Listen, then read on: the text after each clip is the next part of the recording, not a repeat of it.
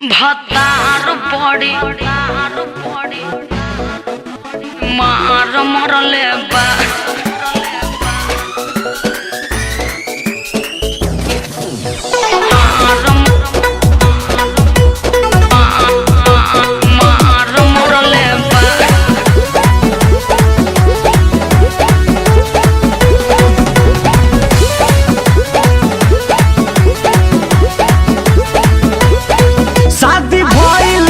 कहिलू तू बीजी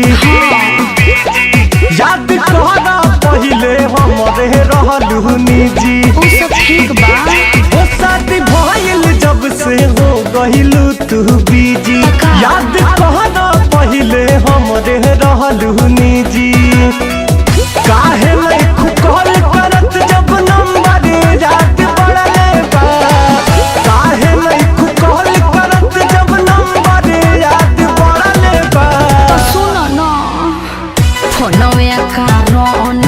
ये यार फोनवे कारण ये यार भतार बड़ी मार मरले बा ए हो फोनवे कारण ये यार भतार बड़ी मार मरले बा मार मरले बा मार मरले बा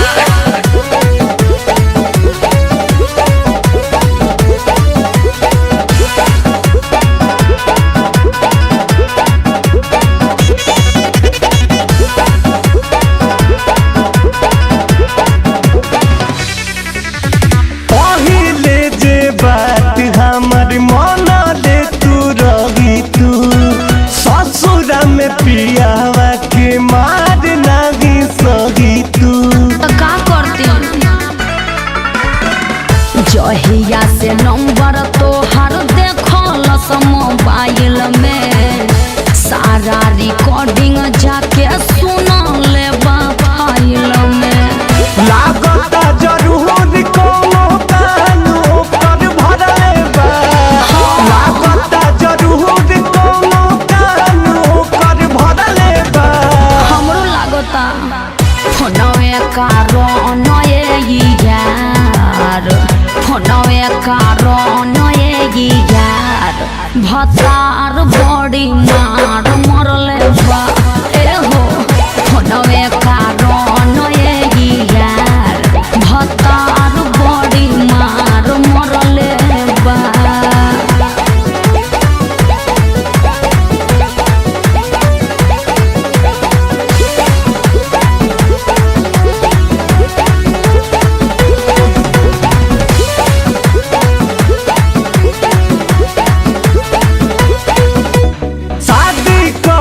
खातिर जब हम भइली तैयार हो पापा जी के आगे बात मनलू ना हमार हो अरुण बिहारी मोर हेराइल रहुए मती ओही गलती के कारण होता ऐसन गति